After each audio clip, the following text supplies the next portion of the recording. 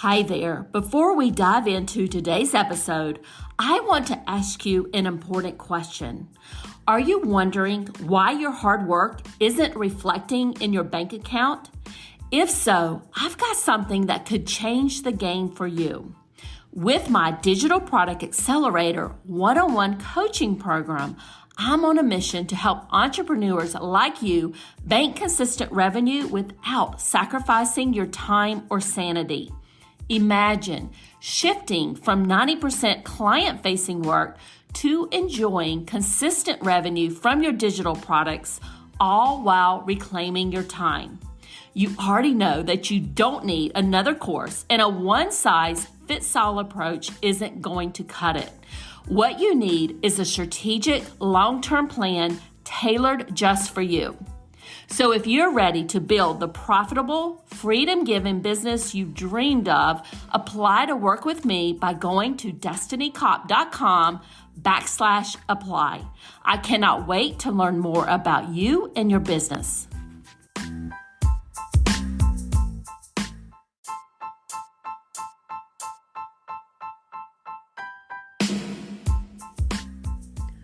Welcome to the Creators MBA podcast, your go-to resource for mastering the art and science of digital product entrepreneurship. My name is Dr. Destiny Kopp, and I help business owners generate consistent revenue from their digital product business without the need to be glued to their desks, constantly live launching, or worrying about the social media algorithms. I hope you enjoy our episode today.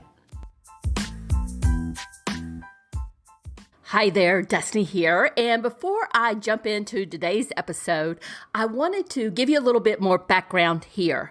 This particular podcast episode, I first recorded it for the Hobby School podcast. Erin is the guest I have on today, and she was one of my speakers in my Monetize Your Craft Summit that we had done earlier this year at Hobby School. But Erin is just a whiz at Shopify. And I know a lot of you are interested in building a Shopify store to sell your digital products, or maybe you're trying to decide between Etsy and Shopify. So I wanted to bring this episode on the Creators MBA podcast, just so you can hear directly from Erin. And again, I love the tips that she gives us in this episode. So sit back, relax, and enjoy the show. And my special guest today is Erin Alexander. Erin is the creator of Product Powerhouse, a web design agency and education resource for product makers and sellers. She's a wife, mom of two, and loves being by the water. And Erin has been building Shopify websites for many years, working with brand new businesses to seasoned entrepreneurs. She knows a lot about how to build a website that sells online, and she loves supporting other strong women building the businesses of their dreams. And Erin, I am super excited to jump into this topic with you. I have two Shopify websites of my own, so I'm very passionate about it.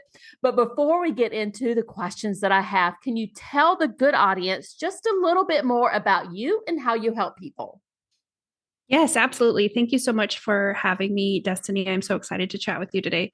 So like she said, I'm Erin. I live in Washington with my family, and I have been an entrepreneur for 8 years. I help product-based businesses really learn to use and leverage the power of Shopify. A lot of people think it's just a website, and it's really much more than that. Like, the website is maybe the main piece of it, but there's a lot of ways to use it to really build your business. So I teach people how to get creative with their design, how to get creative with the solutions available on Shopify, and really how to leverage the power of everything Shopify can do for their small business. Now, Erin, I guess the first question I have for you, and I'm sure you've gotten asked this question quite a bit. If somebody is considering, or they know that they need an online presence to sell either their digital products or their handmade products that they have created, and they're trying to decide between Etsy and Shopify, what do you generally tell people? Yeah, I do. I get this question a lot, and I think if you're just getting started, my suggestion is to go with the one that feels like the path of least resistance. For a lot of people, they think getting up on Etsy is going to be quick and easy and it's less stressful. And if that is how you feel, if that seems easier, then I highly recommend you go that route. If for some reason, like I would say like 90% of people think that building an Etsy store is going to be easier than building a Shopify store. Ultimately, I think you should have both. If you're going to be selling on Etsy, you should also have a Shopify store or at least a website of your own, even if it's not a Shopify store. They really work well together. Etsy is great at bringing in new traffic because they have like a cult following. People love Etsy, but you have more control over Shopify and you can do different things on there. So ultimately you want to have both, but if choosing one seems easier to get started, that's the way I think you should go. And I think that's one of the reasons why I went with Shopify instead of putting up my shops on Etsy was I wanted that control, right? But I also had the audience built. So that was another thing for me, but I definitely wanted that control. So if somebody is wanting to build out their shop on Shopify, what are some of the first couple of steps that you recommend that they take that won't stress them out and won't overwhelm them in the beginning? Yeah, that's such a good question because I think it's a lot different than what most people would say.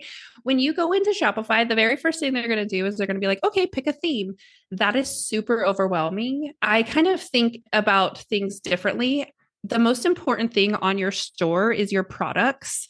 So I think that you should start creating product listings first. I think you should go in and set up a full product because you're going to need to know like what's the name of your product? How are you going to describe it? What images are you going to have? And you can put all of this product listing information in place. And then when you are looking at themes, you have a better idea of what you need and what you want once you start seeing it. So when you start a Shopify store, it's going to come with Shopify's like base free theme. It's called the Dawn theme, and it's going to come with that already installed. So you can look at your product listings even before you've actually selected a theme. Putting in your products first means that like they will be populated in the different fields where like it's showing you a featured collection or a featured product. It helps you visualize things better if you can put in some product listings first. I also think like your product, like I mean, I already said this, but your product is the most important part of the store in the first place. So spending your time putting in your products and understanding how that works is going to make everything else inside of Shopify easier. And I've never heard anybody say that, but that is such an important point is going when you're first starting to build your website there is to start with the products. And I think that's a great tip there.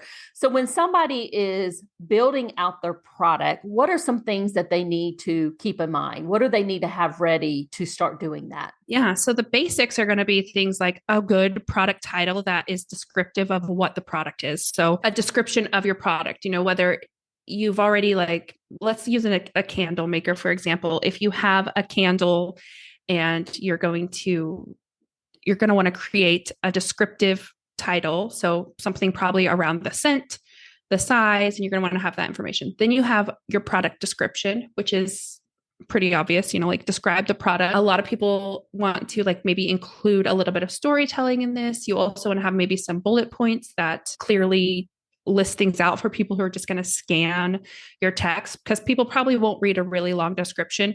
However, you do want to have a little bit of a description because that's what Google likes to see. So if you want to get benefit from SEO, you want to have some kind of description on there. And then you're going to have your product images. So you can have as many images as you want. You're going to probably have an individual image of the product, maybe the product in use, maybe someone holding the product or using the product, or flat lay styled versions of your product. You can have as many as you want. You can even have video in there inside. And then you start getting into some more of the logistics. So that would be like, how much does it weigh? Are there other variants, as in like different sizes or different colors or different scents or whatever it is that you're kind of doing? And then then you also are going to put in your inventory here. You can put in the price it costs you, like whatever the base price is. That way you can see your profit margins and things like that in the back end of Shopify. Then you can start building in like even more customized things with Shopify's meta fields. So like let's say you're like a retailer and you want to include the vendor is already built in, but maybe you want to include some custom information like a special size chart or different things like that. You can use meta fields to do that. That's really like the meat of what you need for a product listing. There's a lot that can go into it. It could really be as detailed as you'd like. It could be as simple as you'd like, but those are going to be the things you need to get started. And would you say that the images are one of the most important parts of that product listing? Oh, absolutely. People are going to look through the images more than they actually read the text. So you want to have really good, clear images, a variety of different styles. I always like to say it like at least 3, usually like one of the product by itself, one of the product on a person or with a person or like next to a person. That way, like they can really visualize themselves. Any like details that they need to know, like up close shots.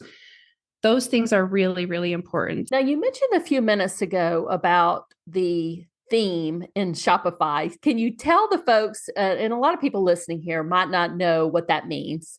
I'm using the Dawn theme, which I think you mentioned was the, kind of the standard or what a Shopify store comes with. And then I think for one of my other stores, I purchased one, but I can't remember off the top of my head what I purchased there. But can you walk people through what do you mean by that theme and what somebody should look for in a theme when they're just starting out? Because I think when you go to the website, there's a lot to choose from, right? Yes, absolutely. There's hundreds of Shopify themes. So the theme is what determines how your store looks. And it also includes some of the built-in functions. So the Dawn theme is like the standard Shopify's basic free theme. There are a handful of free themes inside of Shopify, like in the Shopify theme store that you can choose from. And they are all based on the Dawn theme. So, if you see one, like I think there's one called Craft. Craft is just the Dawn theme styled differently. The Dawn theme is actually a really great theme. I've been using it more and more. There's a lot you can do with it. Shopify's been investing in building that theme out. However, there are also premium themes, and premium themes are developed by third-party Shopify developers. They are vetted by Shopify if they are in the Shopify theme store, which means that they have to follow a pretty strict standard when it comes to like the way they create their code, the way they respond to customer service, the way that they have documentation of their theme to help you build out your store. The premium themes have a lot more flexibility in terms of the design. So you'll have different types of content sections, like different types of galleries or different types of sliders or different types of ways to display your testimonials. And they also sometimes have built-in features, like they might have built-in feature that sends out of stock notifications or like back in stock notifications. Or they might have, trying to think of a good example, like maybe they have some different product tabs built in, or, there's a bunch of different things. Most of the time, all of the themes have the base features. They're all going to allow you to put video in. They're all going to allow you to put images in. But the theme determines how it looks. So like whether things are like maybe full width, not every theme is designed to have images that go from edge to edge of your screen. So those themes really have some different features. Previously, I was always like, you need to buy a free theme. Previously, I was always like, you have to buy a theme. The free version is just not good. Like I said, Shopify has been investing heavily in the new Dawn theme, or it's relatively new.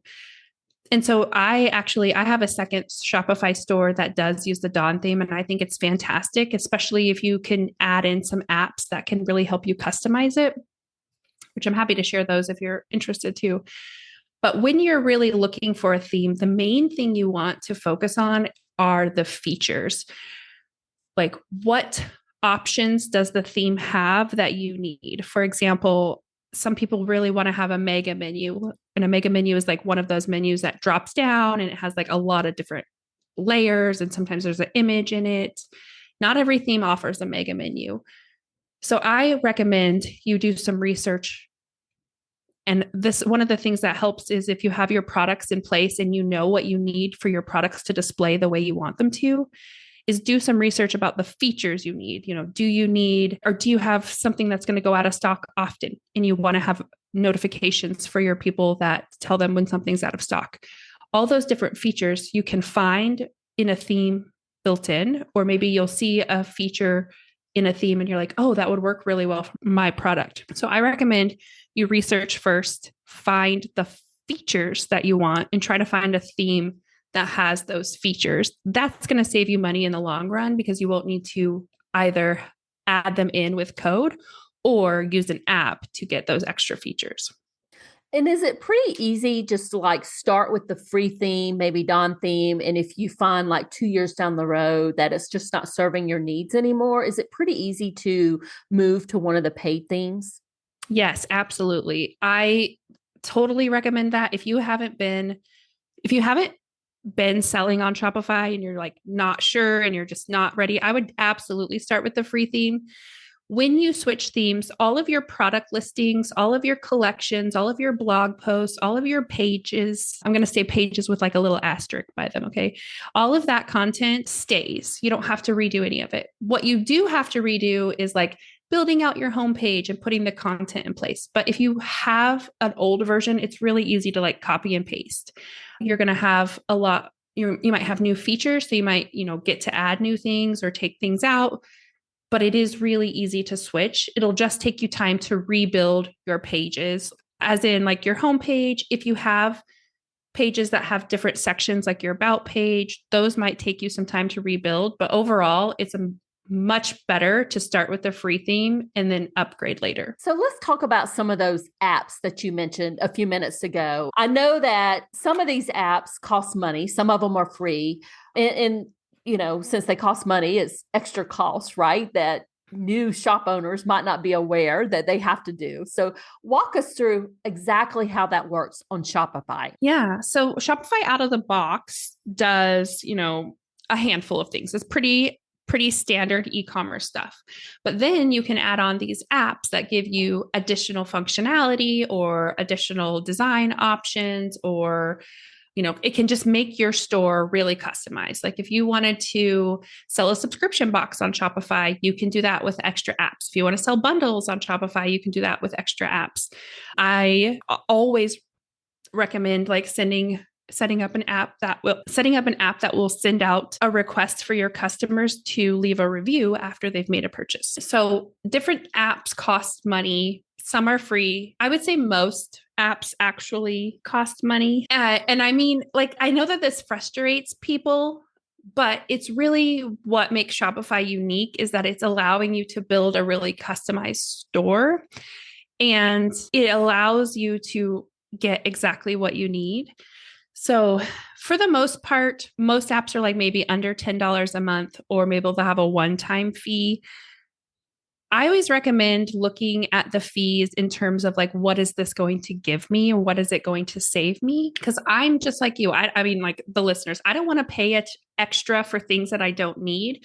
But if an app is going to really like help me get like more sales or do different things, and it's worth the price for me. So I have a list of like 20 apps that I recommend. And, depending on the store and depending on your needs, every store is going to need different things. But I always recommend installing an app that will request reviews. I really like Stamped.io. The free plan on that one is fantastic. The paid version is only $15 a month, and it does give you a lot more options, which is something I love. And I use the paid version on one of my sites, and I use the free version on one of my sites. It just really depends on what you need and what you want. And sometimes I think people get a little bit hung up on having to pay for those apps. And so, like I said, my suggestion is think about what it's going to bring you in return, but also, is this something you could wait on? And, maybe you don't set up an automated subscription box right away. Maybe you wait until you have like 20 members or something so that it's actually going to save you time. You can really think about those things. I also don't like to install apps like page builders or things that have reoccurring fees for my design, because I feel like I could hire a developer to code that for a one-time fee rather than like the life of my website. So there's a lot of nuance when it comes to apps, but I think that those are something that you have to kind of think about, which is another reason why I recommend you research your functions before you pick a theme. That way you could perhaps find a theme that does some of the things you are wanting without needing to add an app. And I definitely think that those are some good tips. And I'm kind of like you. On one of my stores, I have some more paid apps, and the other ones I'm using some of the free versions. So I think that's some really good tips there. Erin, before we wrap it up here, any last minute tips for the audience? Yeah, I think the number one tip I have for people building their Shopify store is don't follow the theme. So when you install a theme, it's going to have these pre-filled in sections. It's going to say like, oh, talk about your brand here, put a gallery here. Those are just the way they're designed is to highlight the theme, not to highlight your business. So I recommend you pick out your theme and then clear out all of the sections and start from scratch. I actually have a workshop where I teach people the 7 essential sections for your Shopify homepage. That's going to help tell your brand story and also build trust with your customers. So build up that know, like, and trust factor so that they want to make a purchase. It also leads them through the buyer's journey. So that's every section is very strategic and the reason behind it. And I have a training that's completely free. It talks about each of those sections, why you want them, and how to put them and like how they work in your Shopify store. And I even show examples and things like that. So I have that. Actually, you can get it at productpowerhouse.co/homepage. And I know I gave Destiny the link, so I know you'll share that too. Yes, absolutely. We're going to make sure that that link for that free workshop is in the show notes so everybody has access to it. And Erin, also, can you let people know where they can find you, your website, Instagram, whatever you want to share there? Yeah, absolutely. So honestly, the number one place is to find me is my podcast, which is called Product Powerhouse. You can find that on, all the podcast apps, but I think that the podcast apps are getting smaller and smaller. So, Apple, Spotify, wherever you listen to podcasts, I have the podcast published. My website is productpowerhouse.co. And I have a bunch of resources and digital products, like little bite-sized things. I also have a full course that teaches like really how to leverage Shopify for people who want to learn it.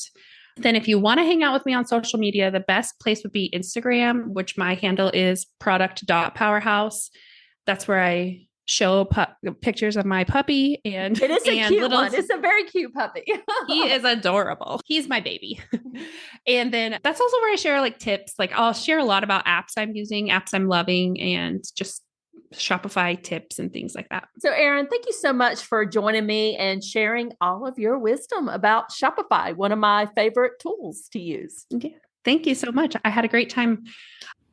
Thanks for listening all the way to the end. I hope you enjoyed this episode today. If you love the show, I'd appreciate a review on Apple Podcasts or your favorite podcast platform. Have a great rest of your day, and bye for now.